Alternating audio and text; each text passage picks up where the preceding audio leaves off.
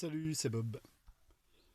Le fait d'avoir fait quelques vidéos sur l'épée, la canne épée Cold Steel Heavy Duty et de percer et trancher quelques bouteilles en plastique remplies d'eau croupie, et bien, puis aussi le fait de faire des vidéos parce que du coup ça me motive, hein. Ce sont des choses que je fais moins en vieillissant de maniement et c'est un tort, mais bon, j'ai aussi beaucoup moins de colère, donc du coup être zen, c'est être sans désir et on n'en branle pas beaucoup. Je crois pas que Bouddha ait jamais bossé de sa vie, hein. Bref, ceci étant réglé, j'ai ressorti ma rapière. Une rapière pour gaucher. Et la main gauche qui est en fait donc une main droite, la dague, qui va avec. Donc j'avais acheté cet ensemble. Ouh, ça fait un bon paquet d'années, je pourrais pas vous dire, je sais pas. 7 ans, 8 ans peut-être maintenant. Parce qu'il y avait une troupe de reconstitution historique. Donc là c'est type Renaissance. Qui donc donnait spectacle un week-end par an dans l'enceinte d'un château qui faisait partie de la commune, enfin qui fait partie de la commune où je vivais auparavant avant de venir m'installer en Creuse. Alors ça fut une expérience très sympa qui n'a pas duré très longtemps parce que le maître d'armes et ceux qui travaillaient avec lui, l'école d'escrime artistique, étaient à 50 km, 60 km du lieu où se pratiquaient les répétitions. Et l'année suivante, après avoir fait le spectacle du mois de juin, donc c'était au château de Villarceau à Chaussy dans le Val d'Oise, limitrophe de la Normandie, de l'Eure. Donc l'année suivante, eh bien, il y avait moins de répétitions, il aurait fallu que j'aille m'entraîner avec les autres dans leur école à 60 km de chez moi. Et vu que j'en faisais déjà 50 pour aller travailler, eh bien, je n'avais pas envie du tout de faire cela. Voilà, et donc bah, j'ai abandonné. Je n'ai pas vu d'école pratiquant cet escrime artistique dans le coin, c'est-à-dire autour de Guéret. Donc voilà, ça fait quelques années qu'elles sont accrochées. Alors, hop, j'avais neutralisé les lames, arrondi les pointes et limé les tranchants. Dans la troupe, j'étais l'un des rares à utiliser une dague en plus de la rapière. Mais bon, je suis habitué à faire du maniement à deux mains, enfin avec des choses, des ustensiles dans chaque main. Et donc pour moi, ça me paraissait évident que j'avais besoin de ça. De plus, j'étais peu apprécié parce que je suis gaucher, donc ça, pour un droitier, c'est emmerdant. Et puis que comme mon entraînement c'est celui d'un mec dans son coin et que j'ai pas l'habitude du combat, même pour de faux, en groupe, en école, j'ai tendance à faire comme je le sens. Voilà. Alors ça amusait beaucoup le maître d'armes parce que je faisais des choses qui, bah, eux, ça, ils connaissaient pas. Ce que j'appréciais, c'était que bon, hein, je suis pas très grand, voire même petit, et que l'adversaire a tendance déjà à me dépasser d'une tête à peu près, ou une demi, et en plus pour m'impressionner, il se fait encore plus grand qu'il n'est. Ce qui est dommage parce que moi, comme je sais bien que je suis petit et que je me suis toujours battu contre des plus grands que moi, bah mon truc c'est de rentrer dans la garde de l'autre.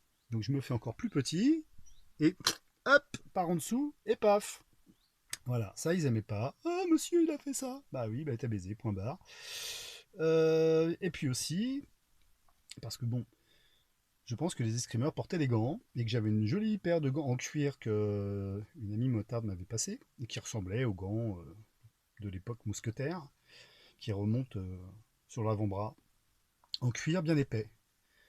Pareil, je bloque la lame avec un gant, et de l'autre main, voilà.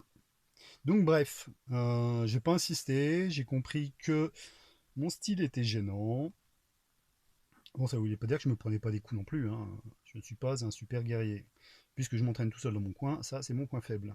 Bon, en même temps, comme mon but c'est pas de faire la guerre, mais de me pacifier moi. Et si les autres ne veulent pas se pacifier, eux, c'est leur affaire. Chacun son karma, comme dirait ma voisine. Bon, bref, voilà. Donc je ressors le matos. Puisque c'est chiant hein, de tenir ça avec une main. Voilà.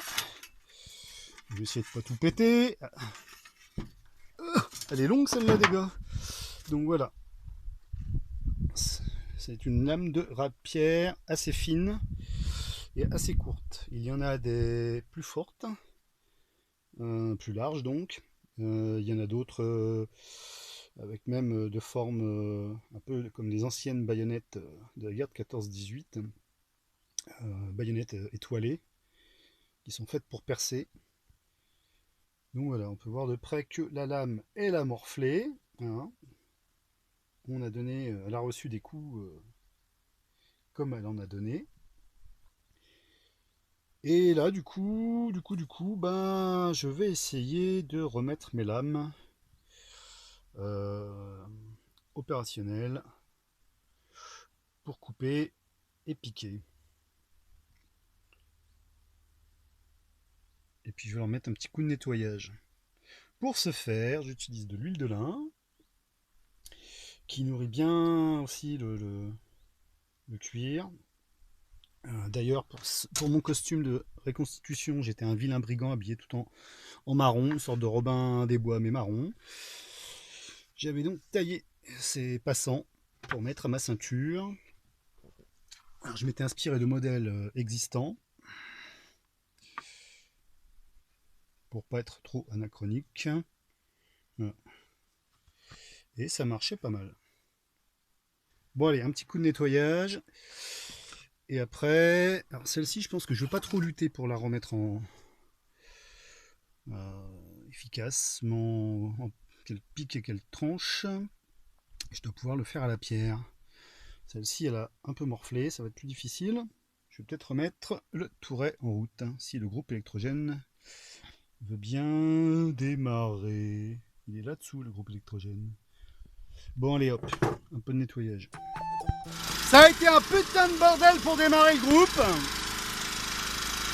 Il a failli voler une fois ou deux, je me suis retenu. J'ai commencé à affûter à la pierre, du coup, côté cuisine. Et là c'est parti. Enfin il a quand même fallu que j'invoque les couilles velues de Carlunos pour qu'il démarre. Alors je sais pas si c'est un hasard. Bon, hasard, je vous ai déjà dit, c'est Osiris. Bref, Dieu sous toutes ses formes se cache partout. Bon, allez hop. Bon, ça ne s'est pas passé tout à fait comme je l'aurais souhaité. En fait, en cours de route, voilà, ma pierre a explosé. Bah oui, rien que ça. Hein.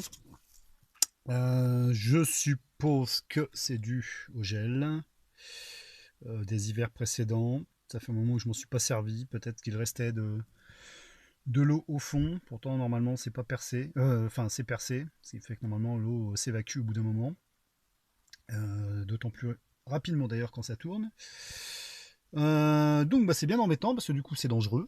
Ah, puis je vois bien qu'elle est un peu fondue de partout là. C'est dangereux parce que, eh ben, si la pointe se coince là pendant que ça tourne, eh ben, je risque de me faire mal. Voilà.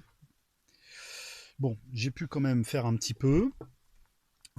Celle-ci, en fait, sera pas trop difficile à récupérer. Je ne l'avais pas émoussée tant que ça. C'est peut-être pour ça qu'ils flippaient les autres en face. Peut-être. Celle-ci, j'ai dû la démonter pour pouvoir passer la lame dans un sens et puis ensuite avec l'autre main dans l'autre. Donc comme vous pouvez voir, c'est un montage à la chinoise, avec pas de vis. Bon, en même temps, elle a fait son job le temps qu'il fallait. Les lames s'émoussent très rapidement, et quand je dis même qu'elles s'émoussent, c'est qu'elles prennent vraiment des stars costauds. Alors on voit pas, bien sûr. Cet appareil prend pas vraiment les photos de près. Enfin bon, voilà, j'ai essayé de la récupérer plus vers la pointe, les 20 cm en fait qui me servent le plus lorsque je perce. Cette lame, c'est plus une lame des stocks pour piquer qu'une lame de taille. Euh, je m'étais fait d'ailleurs une canne épée en bambou avec une lame qui devait être une lame d'ancienne rapière. Et je l'ai explosé un soir en voulant tailler je ne sais plus quoi, bien énervé comme d'hab. Donc voilà, ça c'est fait pour piquer. Dans les films, on fait des grands moulinets, mais bon, c'est de l'escrime artistique. C'est fait pour occuper l'espace et l'œil du spectateur. Voilà. Bon, moi je vais finir à la main. Je vais ressortir les limes. Parce que là, ma pierre, eh ben, j'étais tout content de remettre ce truc-là en route. Il faut que je change la pierre. Et au prix où j'avais payé ce touret, j'aurais aussi vite fait de changer de touret. Ouais, on vit une époque formidable.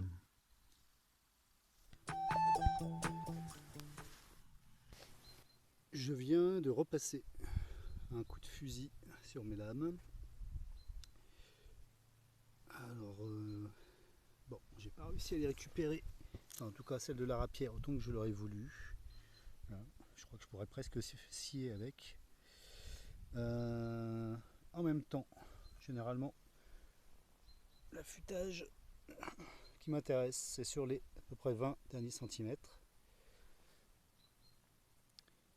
C'est une arme des stocks, pas de taille. La dernière fois que j'ai voulu faire de la taille avec un soir bien énervé, avec une lame un peu similaire, eh bien, ça s'est pas bien passé. Dommage. Dommage parce que ma canne épée en bambou était plutôt pas mal et difficile à difficile à voir que c'était une canne épée et pas seulement un bâton de marche. Par contre, pour la dague, j'aime beaucoup, elle est assez bien équilibrée. D'ailleurs, donc cette marque, c'est la marque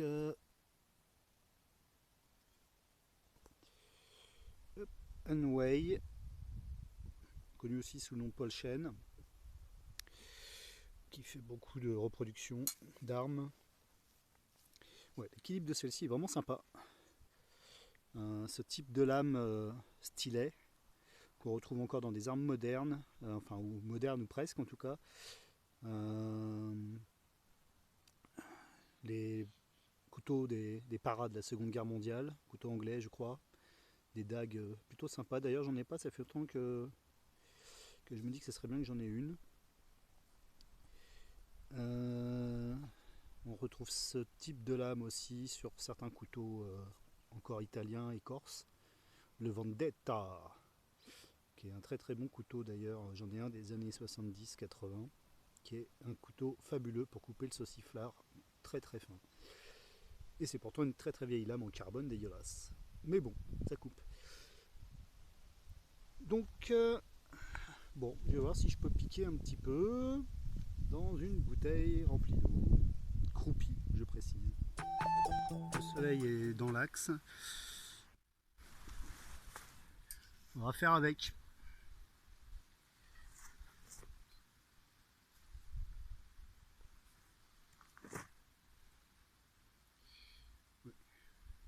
Donc le peu que j'ai pratiqué avec cette rapière main gauche, au départ ça m'intéressait pas plus que ça.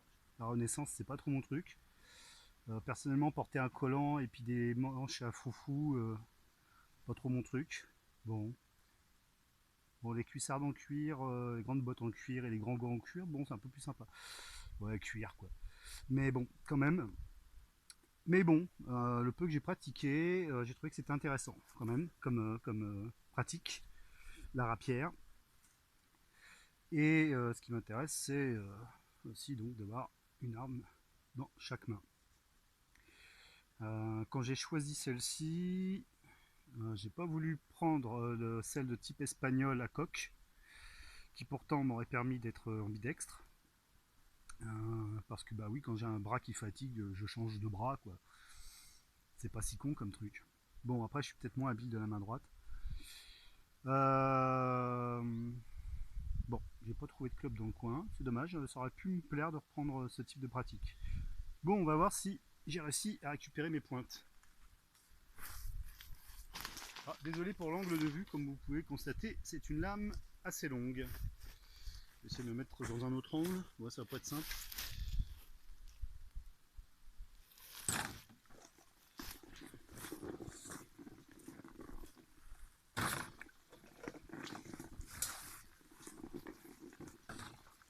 Voilà.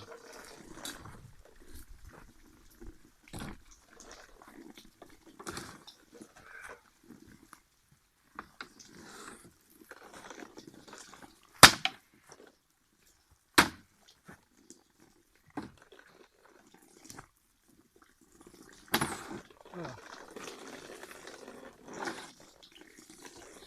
Sans beaucoup d'élan. Bon, bah je crois que mes pointes, ça va, elles vont bien. Hein. Parce que bon, ces bouteilles en plastique là, elles sont quand même assez robustes. Bon, c'est pas si mal.